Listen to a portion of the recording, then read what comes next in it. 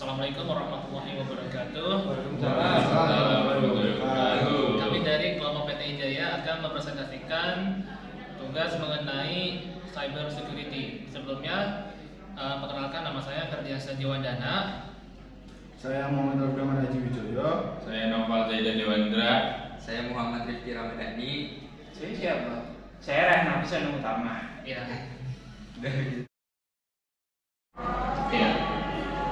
Pengertian cyber security.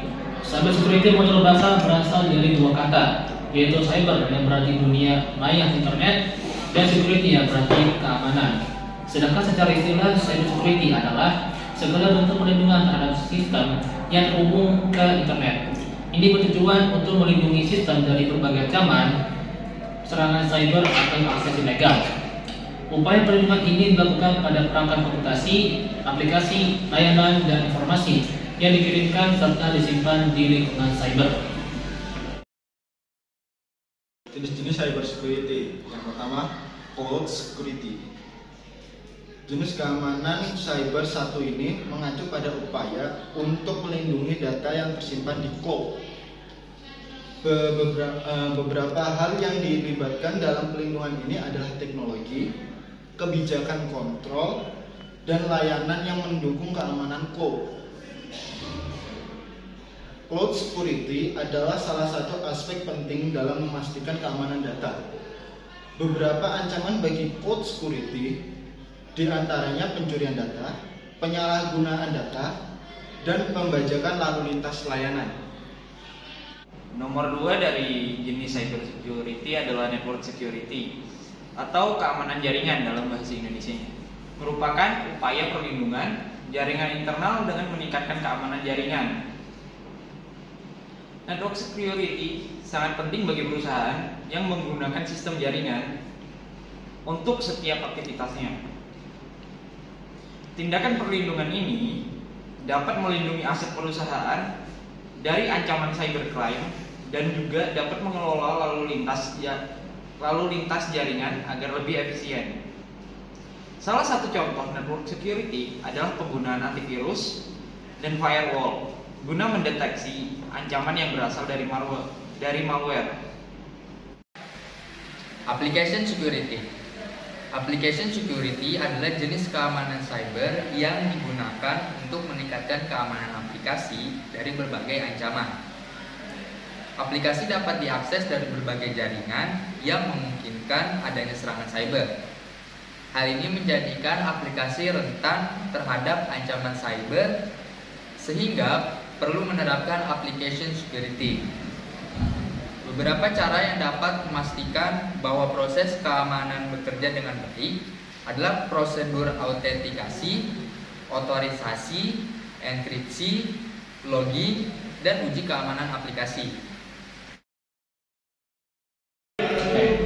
Contoh penggunaan cyber security. Yang pertama adalah firewall. Firewall adalah sistem yang berfungsi sebagai pagar pembatas yang mampu mengontrol akses ke internet. Cara kerja firewall adalah dengan membatasi akses ke jaringan dan sistem berdasarkan kriteria tertentu. Contohnya jika sebuah perusahaan ingin memblokir akses ke situs web yang dianggap berbahaya atau berisi konten yang tidak pantas, maka firewall dapat diperintahkan untuk memblokir semua akses ke situs web tersebut. Firewall juga dapat membatasi jenis data yang diperbolehkan masuk atau keluar dari jaringan, seperti email atau file yang terkait. Yang kedua adalah antivirus. Antivirus adalah program perangkat lunak yang dirancang untuk mendeteksi, mencegah, dan menghapus program-program berbahaya atau malware dari komputer atau sistem lainnya. Malware termasuk virus, worm, trojan, spyware, adware, dan jenis ancaman komputer lainnya. Cara kerja antivirus sebagai berikut. Yang pertama, pendeteksian signature. Antivirus menggunakan basis data yang berisi tanda-tanda unik atau signature dari malware yang diketahui. Saat mengunduh atau menjalankan file, antivirus memeriksa tanda tangan tersebut dengan mencocokkannya dengan yang ada dalam basis data. Jika tanda tangan cocok, file dianggap sebagai ancaman dan diisolasi atau dihapus. Kedua, analisis heuristik. Antivirus menggunakan teknik analisis heuristik untuk mendeteksi malware yang belum diketahui atau varian baru.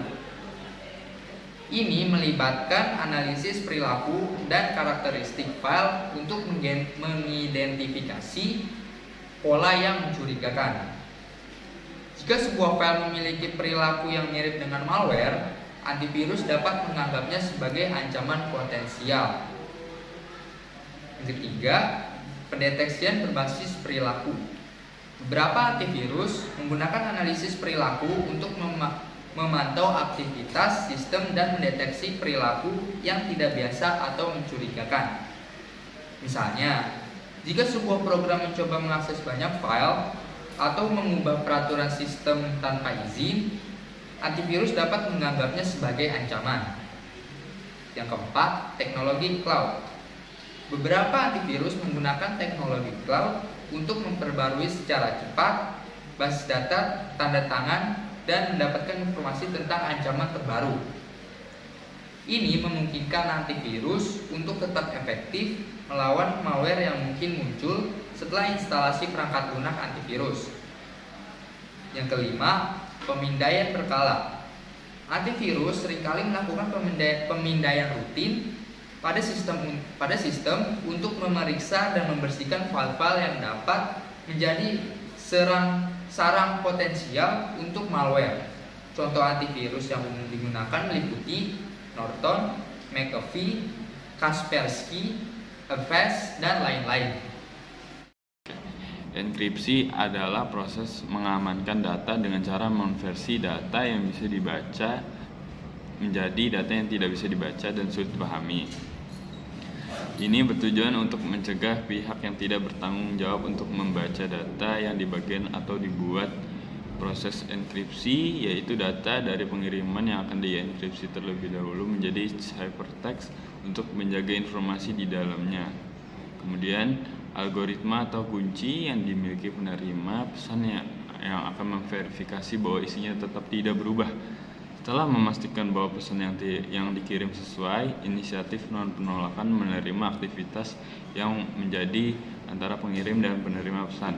Data pun akan diubah menjadi format yang bisa dibaca oleh penerima. Proses mengonversi ciphertext menjadi data yang bisa dibaca disebut proses dekripsi. Contoh penerapan enkripsi adalah penggunaan SSL dan penggunaan SSH. Lalu tantangan cyber security nomor 1 yaitu penyalahgunaan jaringan 5G secara tidak sah oleh pihak ketiga. Jaringan 5G merupakan jaringan seluler generasi kelima yang memiliki keunggulan dalam kecepatan internet dibandingkan dengan jaringan sebelumnya atau 4G. Pengguna dari jaringan ini cukup banyak walaupun belum tersebar rata di Indonesia ya. Disebabkan jaringan ini dapat membantu pekerjaan mereka menjadi lebih efisien. Akan tetapi, muncul permasalahan yang terjadi di mana para pelaku kejahatan dunia maya sebagai pihak ketiga secara tidak sah akan memasuki jaringan nirkabel 5G melalui berbagai titik dan menyalahgunakan data yang tersimpan di handphone ataupun laptop. Dikutip dari portal cloudcomputing.id, CEO Nippon Telegraph and Telephone Corporation (NTT)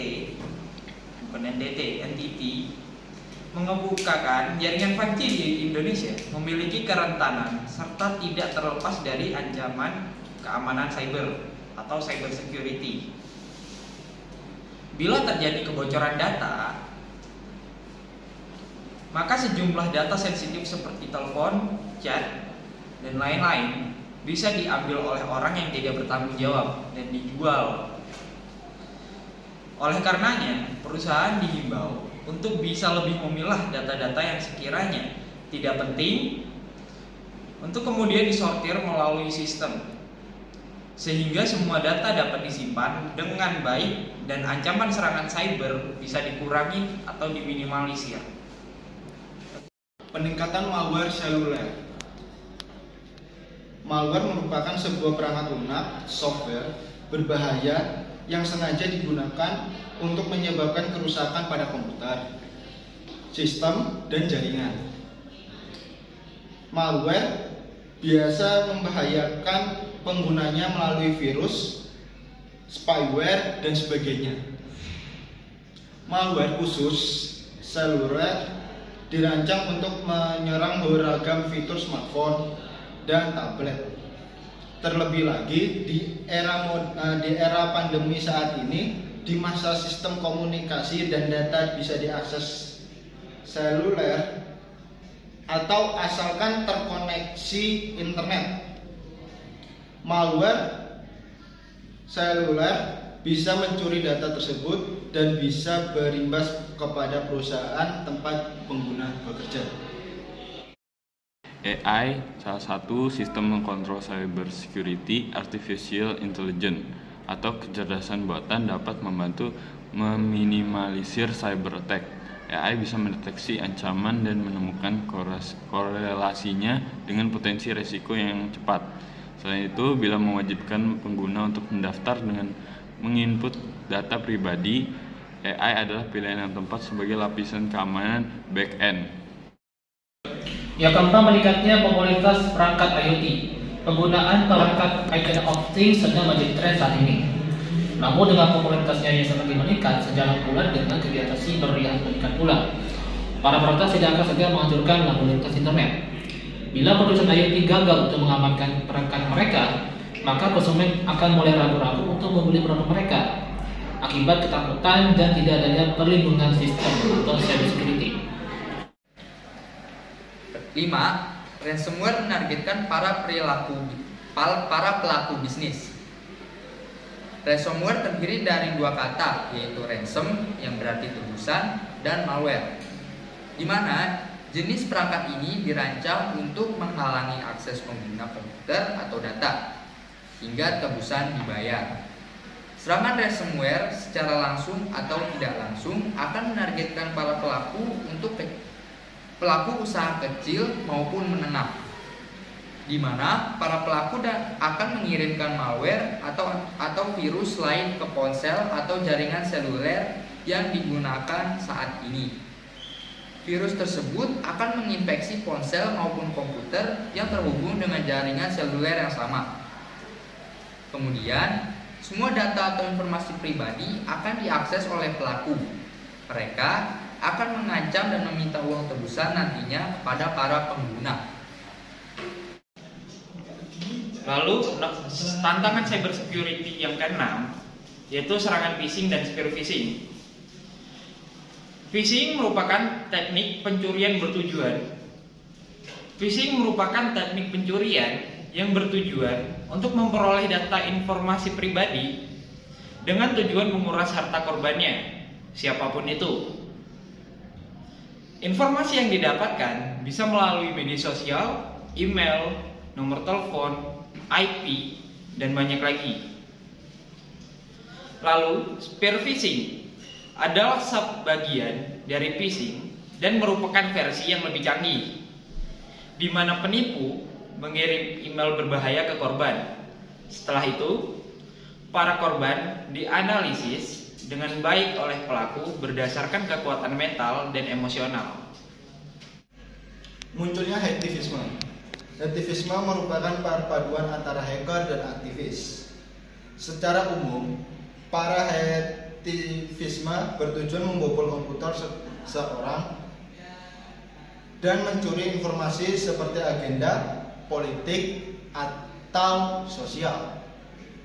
Adapun target mereka biasanya situs web pemerintahan. Mereka akan merusak protokol keamanan dan mengumumkan maksud dari peretasan tersebut. Akan tetapi, tidak peduli apa niat dari para peretas tersebut, serangan kriminal semacam ini merupakan tamparan bagi organisasi pemerintah. Pentingnya menjaga aset pelanggan atau masyarakat. Drone jacking menjadi ancaman baru serangan cyber. Drone jacking adalah cara pelaku kejahatan cyber menggunakan drone seperti mainan dan dengan mudah mengambil kendali atas informasi pribadi. Drone biasanya digunakan oleh fotografer atau bahkan perusahaan. Amazon menggunakannya sebagai pengantar barang. Hal ini bisa menjadi celah untuk para pelaku kejahatan untuk memanipulasi data jumlah pesanan atau mengambil alih drone saat sedang terbang. Untuk itu, pentingnya cybersecurity untuk menghindari kejadian-kejadian tersebut. Pencegahan rekayasa sosial berkaitan dengan jenis serangan cyber di mana para peretas fokus pada trik dan strategi non-teknologi daripada menggunakan pendekatan atau alat teknologi untuk menjebak pengguna. Para pelaku kejahatan mengambil akses yang sah ke informasi pribadi seseorang, kemudian mengeksploitasi melalui kelemahan kepribadian. Sesuai laporan Google, sebagian besar serangan SEA atau rekayasa sosial adalah phishing melalui email resmi atau situs web berbahaya yang hampir terlihat asli. Yang ke-10, pihak internal perusahaan. Tantangan cybersecurity yang terakhir dari pihak internal perusahaan itu sendiri atau karyawan atau yang bisa disebut karyawan. Sebagian besar para pelaku usaha tidak menyadari bahwa orang dalam merupakan salah satu ancaman yang bisa menghancurkan sebuah bisnis. Hal ini bisa terjadi karena tidak terpenuhinya hak-hak karyawan dan lain-lain. Ancaman cybersecurity yang pertama adalah malware. Jenis serangan paling umum yang pertama adalah malware. Serangan ini biasanya berupa virus yang berfungsi untuk membuat si korban bekerja secara over. Hal ini bisa menyebabkan penurunan performa, kerusakan hardware, dan sistem yang menjadi lebih rawan serangan. Yang ketiga, password attack.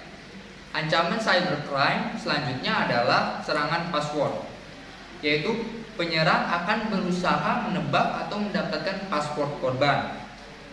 Metodenya bisa beragam, tetapi yang paling memakan korban adalah melalui social engineering. Metodenya adalah penyerang akan berpura-pura memberikan sebuah tautan yang sepertinya asli, sehingga bisa mendapatkan keuntungan mulai dari finansial, data penting, dan keuntungan lainnya. Contohnya seperti Shark Tank Television, mereka merugi sampai dengan 400.000 US dollar karena serangan ini.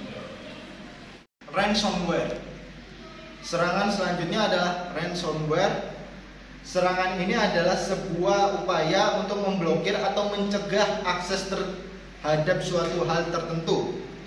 File atau situs yang sudah terkena serangan tidak bisa dibuka, kecuali memenuhi persyaratan dari penyerangannya. Penyerang bisa bebas mendapatkan berbagai hal mulai dari uang dan data penting, atau melancarkan serangan lainnya. Dampaknya sangat besar, terutama bagi file atau situs yang terkena serangan adalah bagian penting dari suatu proyek. Serangan SQL injection adalah sebuah proses mendapatkan data-data penting menggunakan komputer klien melalui sebuah perintah kepada server. Server yang menerima perintah tersebut nantinya akan merilis informasi penting terkait database-nya. Apabila serangannya sukses, penyerang bisa mendapatkan berbagai informasi sensitif, mengatur atau menghapus admin, menghapus data penting, dan sebagainya. URL Interpretation Attack. Metode cyber berikut yang harus diperhatikan adalah URL Interpretation. Metode serangan ini yaitu berusaha menembak urutan URL sebuah situs untuk mendapatkan akses terbatas pada sebuah situs tertentu. Nantinya akan mendapatkan berbagai informasi sensitif. Sebagai contohnya, apabila sebuah situs memiliki nama coba-coba.com, maka penyerang bisa mencoba memasukkan URL coba-coba/admin. Apabila penyerang bisa mengakses dashboard admin, maka berbagai hal terkait situs tersebut bisa penyerang dapatkan. DOS attack Ancaman cybercrime di Indonesia yang populer adalah DOS attack. Ciri serangan ini adalah berusaha membebani server dengan berbagai permintaan traffic. Akibatnya, server mengalami overload dan pada akhirnya mengalami server down. Serangan ini umumnya dilakukan oleh pesaing bisnis untuk melawan kompetitornya. Sehingga ketika situs kompetitor down, situs penyerangan akan kebanjiran orderan. Selain keuntungan kompetitif, serangan ini juga bisa menjadi awal serangan selanjutnya ketika servernya sedang down. Upaya mencegah serangan cyber security. Yang pertama adalah jangan buat password yang lemah. Gunakan password kuat yang terdiri dari kombinasi huruf kecil, kapital, angka, kata khusus, serta tidak terlalu pendek. Banyak situs langsung memberikan semacam warning jika passwordnya kurang kuat saat sign up. Yang kedua adalah usahakan tidak menggunakan password yang sama untuk banyak akun. Kebiasaan menggunakan password yang sama supaya tidak lupa justru akan mempermudah penjahat cyber untuk mengambil beberapa akun secara bersamaan. Penggunaan kombinasi password yang mudah ditebak juga sangat tidak dianjurkan. Contohnya nama anak atau hewan peliharaan, tanggal lahir, alamat, dan informasi publik. Serupa yang mudah ditebak hanya dengan melihat profil media sosial atau melalui mesin pencarian. Lalu, upaya mencegah serangan cyber security yang ketiga, yaitu ganti password secara berkala. Sangat dianjurkan untuk melakukan penggantian password secara berkala. Jangan pakai password yang sama terus-menerus. Para profesional IT merekomendasikan penggantian password setiap 30, 60, atau 90 hari, tergantung passwordnya. Dan password itu tergantung digunakan di akun apa. Contoh, misal akun Google email, sebisa mungkin, sesering mungkin passwordnya diganti, karena Gmail paling sering diserang, paling gampang lah. Seberapa sering menggunakan akun itu dan kekuatan passwordnya, maka dari itu gantilah passwordnya secara berkala. Nggak harus sering-sering banget, tapi gantilah ya. Terus yang keempat, gunakan password manager. Untuk mengingat password, tidak perlu mencatat secara manual. Ini zaman modern bro, masih udah banyak teknologi. Jadi bisa pakai password manager, biar bisa dicatat. Misal kayak kalau login ke Google Chrome gitu ya, laptop ataupun HP, kan login, anggaplah ke e-learning, ada NIM sama passwordnya, itu bisa disimpan. Jadi kalian kalau mau masuk lagi nggak perlu ketik-ketik lagi. Nah, itu salah satu password manager. Yang kelima, aktifkan autentikasi 2 faktor.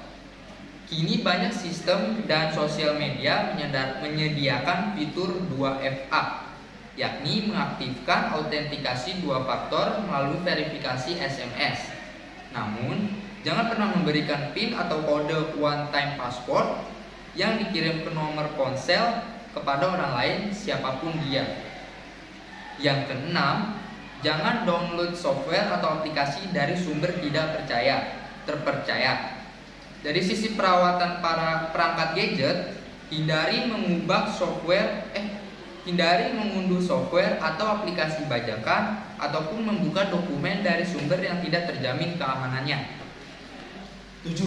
Pastikan software selalu up to date, baik untuk aplikasi di ponsel maupun di PC. Pastikan software dan web browser yang digunakan rutin diupdate.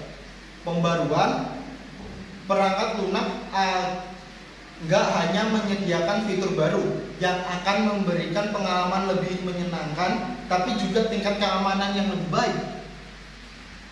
Hal ini terutama penting untuk aplikasi mobile banking. 8. Rajin backup file penting ke cloud.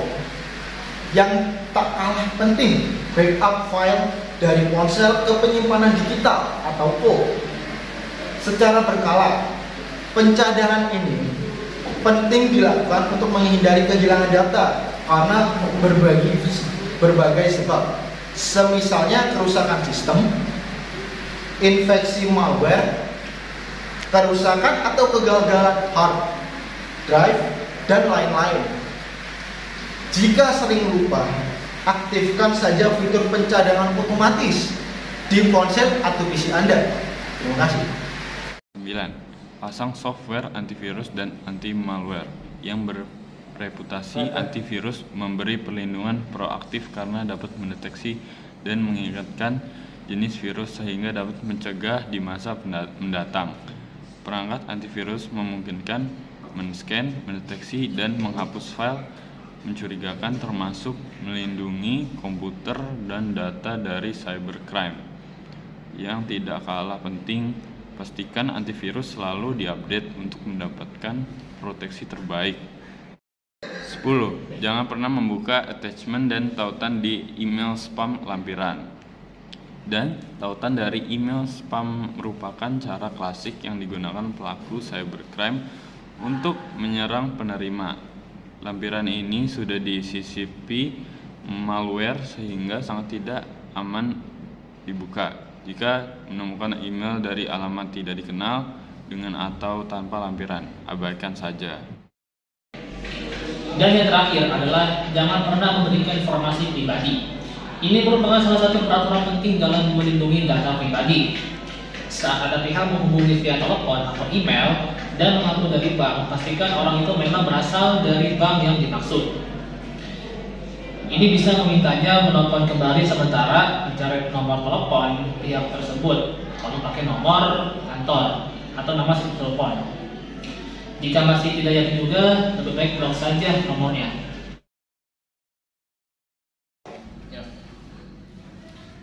Nungguin ya. Jadi sekian dari kelompok kami, kelompok Cyber Security PT Ijaya. Terima kasih. Jaya.